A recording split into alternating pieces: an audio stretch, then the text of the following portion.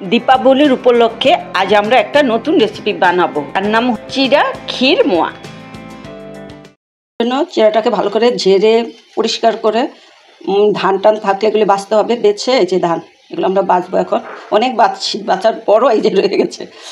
ভালো করে ঝেড়ে আরও প্রায় 5-7 বার ধুয়ে ঝরাতে দিতে হবে। একই বারবার ধুলে তো এমনি নরম হয়ে যায়, কিন্তু বেশি নরমও হওয়া যাবে না, আবার বেশি শক্ত থাকা যাবে না। এভাবে এখন আমরা কাজ শুরু করব। এই যে আমাদের মোয়া বানাতে হলে যা যা লাগবে, তাহলে যেখানে দুধ, ক্ষীর, কনডেন্স মিল্ক, চিনি, নারিকেল, ঘি, কিশমিশ আর হলো কাঠবাদাম, এগুলো আমাদের লাগবে চিড়াটা মাখতে। প্রথমে দুধ দেব, নারিকেল,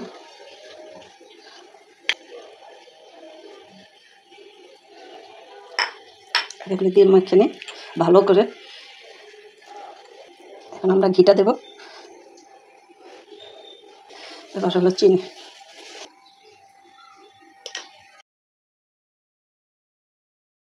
কিশমিশ। তবে এটা রাখা যাবে না, এটা আপনি আজকে বানিয়ে এই সকাল থেকে বিকালের মধ্যে এটা শেষ করে ফেলতে হবে।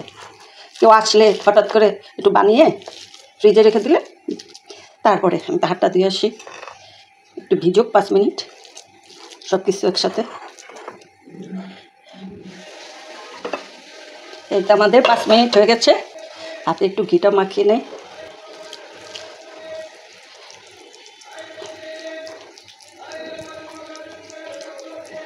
এই যেভাবে করে আমরা এই যে এটাতে রাখবো। আমরা একটু ফ্রিজে রাখলেই ঠান্ডা হয়ে যাবে, আবার আগের মতন। কারণ চিড়াটা সব জল দুধ যাই বলেন, এটা সব টেনে নিয়ে শুকিয়ে ফেলে। এই যে সবগুলি ব্যবহার করবো।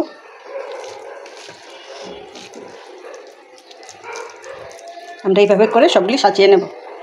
এই যে আমার চিড়ের ক্ষীর মোয়া, এই যে দেখেন সবগুলি একেবারে শক্ত হয়ে গেছে। আমি একটু ফ্রিজে রেখেছিলাম, আমরা একটু সাজাবো।